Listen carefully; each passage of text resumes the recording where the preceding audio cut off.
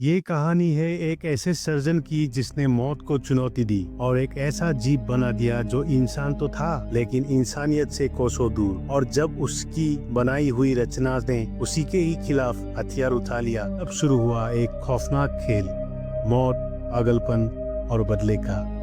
ये है Frankenstein. Welcome to सिनेक्लेव। आज हम लेकर आए हैं फ्रैंकेनस्टाइन की पूरी कहानी। एक ऐसा मॉन्स्टर जो ना गोली से रुकता है ना आग से। एक ऐसी कहानी जिसमें वैज्ञानिक जुनून, इंसानी दर्द और बदले के आग सब कुछ देखने को मिलता है। चलिए शुरू करते हैं। साल 1857। रॉयल डेनिश नेवी का एक जहाज आर्किटिक की बर्फ में बुरी तरह फंस चुका है। कप्तान अपने सभी लोगों से कहता है कि उन्हें किसी भी तरह नॉर्थ पोल तक पहुंचना है। रात होते होते अचानक एक तेज धमाका होता है। कप्तान और उसकी टीम भागकर उस दिशा में जाते हैं। उन्हें मिलता है एक डॉग स्लेड, खून के धब्बे और जमीन पर पड़ा एक घायल आदमी जिसका नाम है विक्टर फ्रैंकेनस्टाइन। लेकिन उससे पहले कि वो कुछ बता पाए, बर्फ की धुंध को चीरता हुआ आता है एक भयानक इंसान जैसे दिखने वाला क्रिएचर। वो जोर से चिल्लाते हुए कहते हैं, विक्टर को मुझे सौंप दो। लेकिन कप्तान मना कर देता है। यही उसके सबसे बड़ी गलती साबित होती है, क्योंकि वो क्रिएचर उनके कई सैनिकों को मार देता है। गोली चलती है पर उस पर किसी भी गोली का कोई असर नहीं।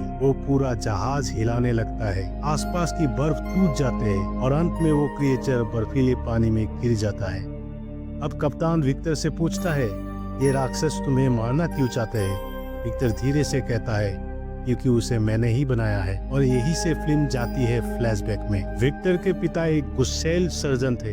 वो हमेशा चाहते थे कि विक्टर दुनिया का सबसे बड़ा डॉक्टर बने। वो उसे एनाटॉमी सिखाते, गलती होने पर पीटते, लेकिन हाथ पर कभी नहीं मारते। ये हाथ सर्जरी में काम आएंगे। विक्टर अपनी माँ से बहुत प्यार करता था, लेकिन दूसरी संतान को जन्म देते समय उसकी माँ की मृत्यु हो जाती है। वही दिन था जब विक्टर ने फैसला किया, मैं मौत को हरा दूंगा, मैं इंसान को अमर बना दूंगा। और यही उसकी जिंदगी का एकमात्र मकसद बन गया। एडिनबर्ग के रॉयल कॉलेज ऑफ सर्जन्स में विक्टर एक हैरान कर देने वाला प्रयोग करता है। मरी हुई बॉडी पर एक दूसरी बॉडी का हाथ जोड़कर इलेक्ट्रिक करंट देने पर वो हाथ चलने लगता है। लोग हैरान और प्रोफेसर नाराज। ये प्रकृति के खिलाफ है। विक्टर को कॉलेज से निकाल दिया जाता है। एलिजाबेथ के अमीर अंकल विक्टर को बुलाता है।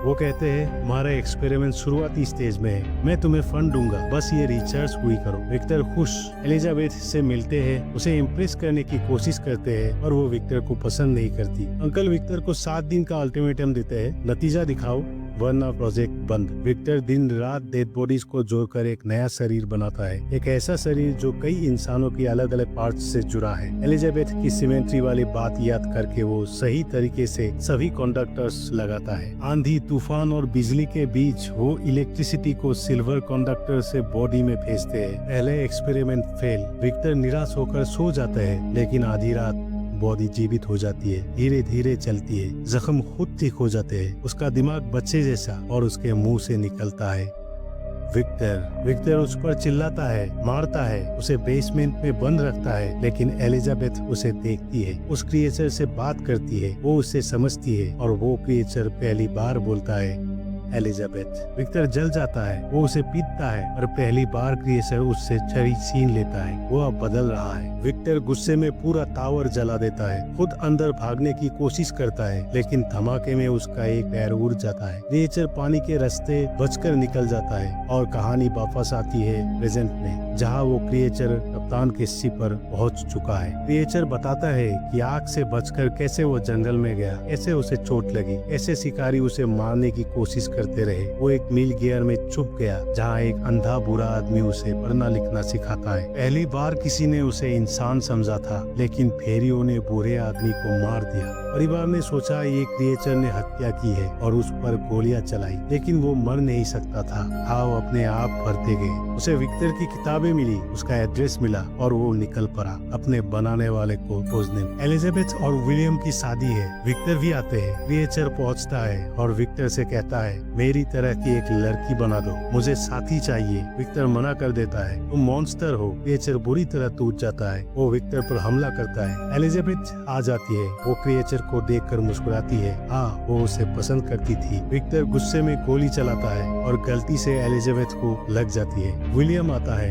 हमला करता है, लेकिन क्रिएचर उसे भी जख्मी कर देता है। मरते वक्त विलियम विक्टर से कहते हैं, बचपन से तुम ही असली मॉन्स्टर थे। विक्टर क्रिएचर को मारने निकलता है। आर्कटिक में दोनों का सामना होता है। डायनामाइट फटता है, आग लगती है, लेकिन क्रिएचर नहीं मरता और यही धमाका कैप्टन को विक्टर तक लाता है। वर्तमान में विक्टर क्रिएचर से माफी मांगते हैं। क्रिएचर उसे माफ कर देता है। विक्टर उसके सिर पर हाथ रखता है, ठीक वैसे ही जैसे अंधा आदमी रखा करता था। वो कहता है, तुम मेरे बेटे हो, और क्रिएचर पहली बार कहता है, फादर। विक्टर मर जाता है। क्रिएचर शिप को खुद धक्का देकर पानी में चलाता है। ये दिखाता है कि वो कितना ताकतवर है। कप्तान समझ जाता है जीत बहुत खतरनाक होती है। अंत में सूरज की आखिरी किरण क्रिएचर पर गिरती है और वो उसे उसी तरह महसूस करता है जैसे विक्टर ने पहली बार करवाया था, और कहानी यही खत्म होती है। फ्रैंकेनस्टाइन 2025 एक ऐसी कहानी है जो हमें बताती है कि ज्ञान और जुनून के बीच एक बहुत पतली रेखा होती है।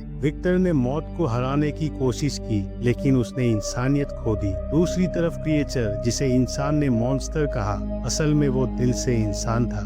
उसने प्यार चाहा, अपनापन चाहा, लेकिन उसे मिला तन्हाई, दर्द और नफरत। फिल्म हमें सिखाती है कि जुनून अच्छा है, लेकिन जब वो जिद बन जाता है तो इंसान भी अपने ही बनाए आग में जल जाता है। ये फिल्म इमोशन, हॉरर, फिलोसॉफी और साइंस का शानदार मिश्रण है और इसका क्लाइमेक्स दिल तोड़ देने वाला। धन्यवाद।